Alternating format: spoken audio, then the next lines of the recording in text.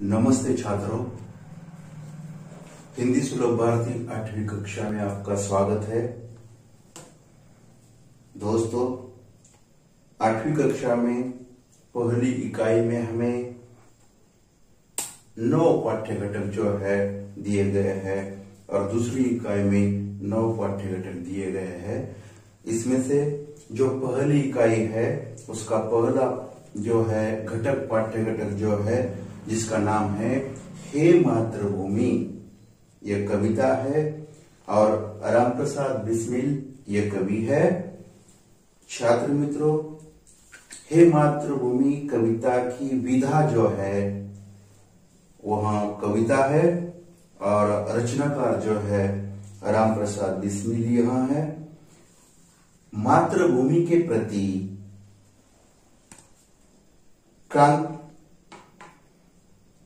अपनी प्यारी जन्मभूमि के प्रति अपनी भक्ति भावना और प्रेम को इस कविता के माध्यम से कवि राम प्रसाद बिस्मिल जो है उन्होंने भावना और वह प्रेम जो है अभिव्यक्त किया है। कवि की कामना है, इच्छा है कि वे सदा अपनी मातृभूमि जन्मभूमि भारत भूमि की सेवा करते रहे और खुशी खुशी अपने देश हित में अपने प्राण को जो है निछावर कर दे, बलिदान कर दे। राम प्रसाद बिस्मिल इनका परिचय हमें देखना है, तो प्रश्न क्रमांक 1 परिचय देखिए। राम प्रसाद बिस्मिल, उनका जन्म जो है 1897 शाहजहांपुर उत्तर प्रदेश में जो है आता है, वहां उनका जन्म हुआ है। मृत्यु 1927 गोरखपुर उत्तर प्रदेश में।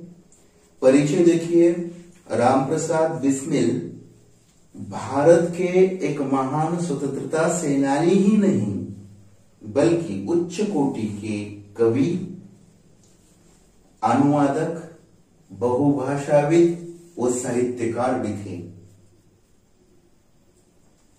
उसके बाद अपने देश की आजादी के लिए अपने प्राणों की आहुति उन्होंने दे दी।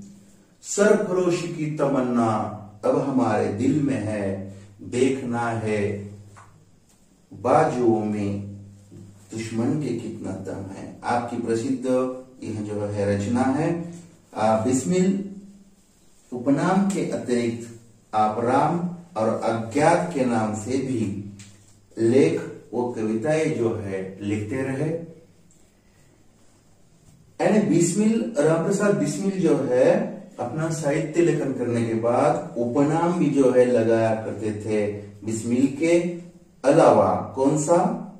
कभी राम और कभी अज्ञात, इस नाम से भी जो है उन्होंने साहित्य लेखन जो है किया है।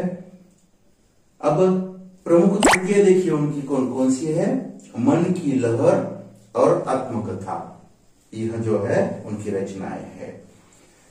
प्रस्तुत पद्य संबंधी हमने देखा था कि प्रस्तुत कविता में क्रांतिकारी एवं स्वतंत्रता सेनानी जो है कवि राम प्रसाद बिस्मिल जी ने एक अपनी मातृभूमि के प्रति अपने प्रेम एवं भक्तिभाव को व्यक्त किया है। देखिए, यहाँ आपने मातृभूमि की सेवा करने और देश हित में निछावर हो जाने की एक लालसा व्यक्त की है। छात्र मित्रों, आपको मालूम है कि हमारे देश को अंग्रेजी की गुलामी से आजादी दिलाने के लिए, हमारे देश को स्वतंत्रता दिलाने के लिए कई क्रांतिकारक जो है वीरों ने हंसते हंसते बलिदान दिया है। आपको मालूम है शहीद जो है भगत सिंह, राजगुरु, इस तरह से जो है इन वीरों ने जो है हंसते हंसते अपने देश के लिए कुर्बानी दी है। तो ऐसे ही जो है अपने देश हित में निछावर हो जाने की लालसा यानी इच्छा वहां व्यक्त करते हैं इस कविता के माध्यम से। तो चले हम इस कविता की पंक्तियां जो है वहां हमें प्रकट जो है पठन करना है और उसका जो है अर्थ जो है, भावार्थ जो है वह हमें समझ कर लेना है। छात्र मित्रों, आपको जो नए शब्द है, कठिन शब्द है, उनके अर्थ जो है वह भी जो है लिख कर लेने हैं। हे मातृभूमि, तेरे चरणों में मैं शीश नवाऊं, मैं भक्ति भेंट अपनी तेरी शरण में लाऊं। माथे पे तू हो चंदन, छाती पे तू हो माला, जीवा पे गीत तू हो मेरा, तेरा ही नाम गाऊं। जिससे सपूत उपजे श्री राम कृष्ण जैसे, उस धूल को मैं तेरी निज शीश पे चढ़ाऊं। माई समुद्र जिसकी पदरज को, नित्य धोकर करता प्रणाम तुझको, मैं वे चरण दबाऊं। सेवा में तेरी माता, मैं भेदभाव तुझ कर, वह पुण्य नाम तेरा प्रतिदिन सुनु सुनाऊं। तेरे ही काम आऊं, तेरा ही मंत्र गाऊं, मन और देह तुम पर बलिदान में जाऊं। इस तरह से अंतिम पंक्ति जो है उसमें वह लालसा व्यक्त करते हैं, इच्छा व्यक्त करते हैं कि मन और देह तुम पर बलिदान मैं करना चाहता हूं, भारत माता हे मातृभूमि। तो ठीक है, अभी एक एक पंक्ति का हम थोड़ा जो भावार्थ है वह जो है इसे समझ कर लेंगे। देखिए शुरू की दो पंक्तियां, हे मातृभूमि तेरे चरणों में शीश नवाऊं, मैं भक्ति भेंट अपनी तेरी शरण में लाऊं। अब देखिए यहां पर नया शब्द, कठिन शब्द शीश। शीश का अर्थ है सिर। नवाऊं, नवाऊं का अर्थ है नवाना, झुकाना। उसके बाद भेंट, भेंट का अर्थ है उपहार, जिसे हम अंग्रेजी में गिफ्ट भी कहते हैं। हे मातृभूमि तेरे चरणों में शीश नवाऊं, मातृभूमि से कहते हैं कवि कि तुम्हारे चरणों में माता, हे मातृभूमि, हे जननी, मैं शीश नवाना चाहता हूं। यानी अपना शीश झुकाकर तुम्हारा जो है वंदन करना चाहता हूं। इस तरह से अपनी माता का जो है वंदन करना चाहते हैं, सिर झुकाकर। यहां पर राम प्रसाद बिस्मिल। मैं भक्ति भेंट अपनी तेरी शरण में लाऊं। भेंट का अर्थ है उपहार। देखिए हे माता, मैं आपका जो है वंदन करना चाहता हूं, नमन करना चाहता हूं, और मैं भक्ति भेंट जो है अपनी भक्ति रूपी जो भेंट है तेरी शरण में जो है अर्पण करना चाहता हूं। माथे पे तू हो चंदन, छाती पे तू हो माला, जिह्वा पे गीत तू हो मेरा, तेरा ही नाम गाओ। देखिए जो पहली दो पंक्तियों के बाद अगली दो पंक्तियों का भावार्थ और कठिन शब्द देखिए। जिह्वा, जिह्वा का अर्थ है जीभ, और जो है दूसरा कोई है तो आप बता सकते हैं। माथे पे तू हो चंदन, जो है कवि राम प्रसाद बिस्मिल अपनी माता से कह रहे हैं, मातृभूमि से कह रहे हैं कि हे माता, मेरे माथे पर जो चंदन है वो तुम्हारा ही है। यानी माथे पे तू हो चंदन, यानी इस तरह से, और छाती पे तू हो माला। यानी मेरे माथे पर चंदन कौन सा है? मातृभूमि की धूल जो है वो ही है, और छाती पे तू हो माला। यानी इस तरह से तुम्हारी ही कारण जो है मेरे मस्तक पर चंदन लगा है। चंदन के समान जो है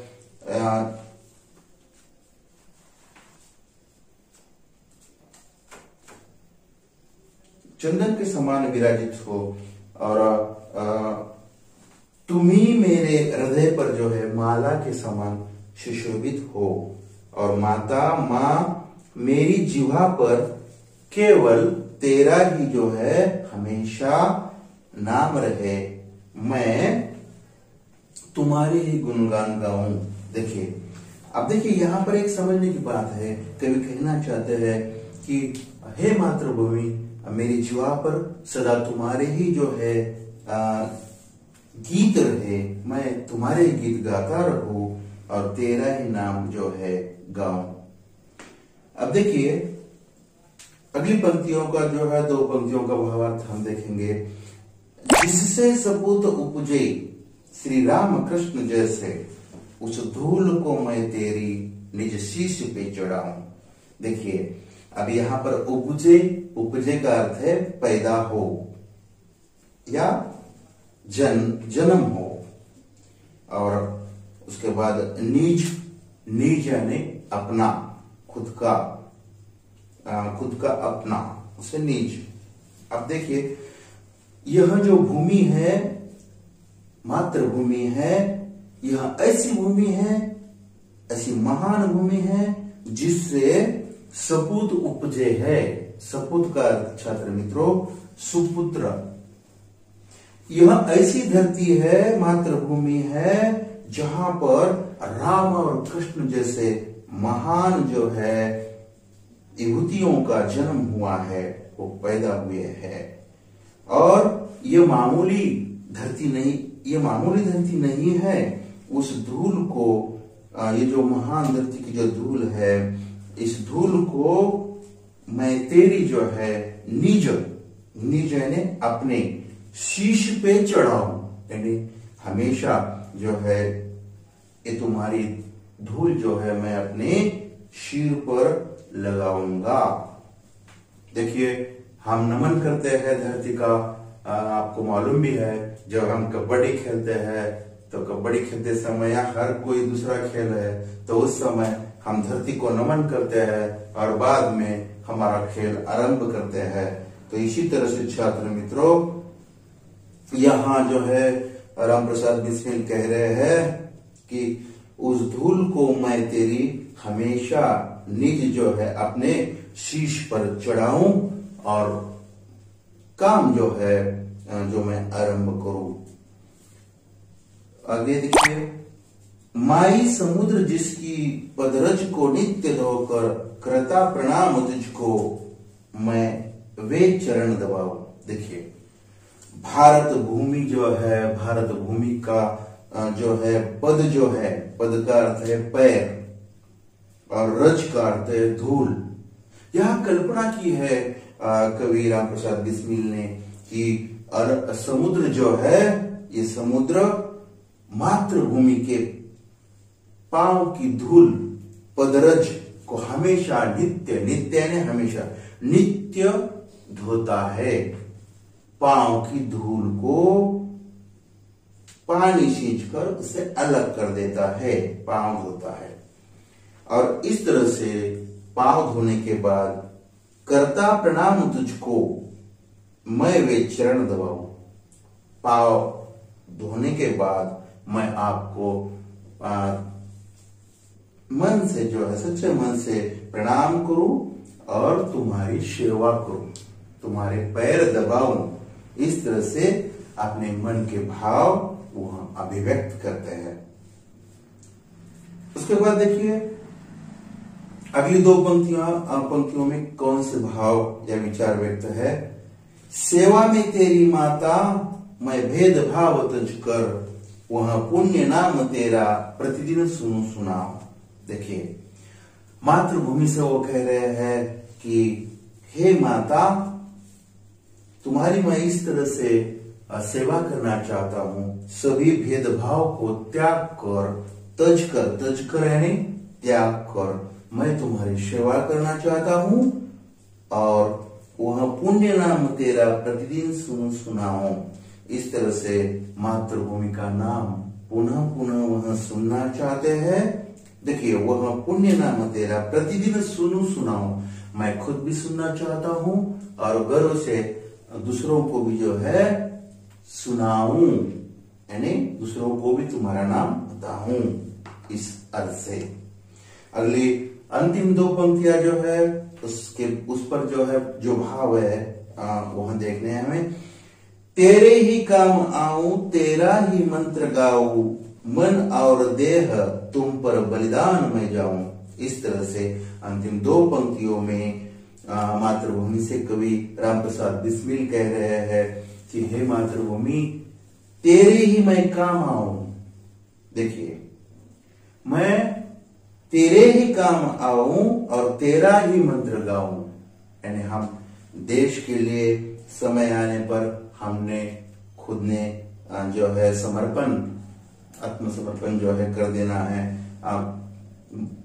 खुद की जान भी जो है बलिदान देने की अगर नौबत आती है तो हमने जो है उसे हंसते हंसते स्वीकार करना चाहिए। वैसा ही भाव यहाँ व्यक्त कर रहे हैं कवि रामप्रसाद बिस्मिल। तेरे ही काम आऊं तेरा ही मंत्र गाऊं, मन और देह तुम पर बलिदान मैं जाऊं। इस तरह से तन मन और देह जो है तुम पर ही जो है मैं बलिदान जो है जाऊं। इस तरह से देश के लिए मर मिटने की भावना वह अंतिम दो पंक्तियों में व्यक्त करते हैं।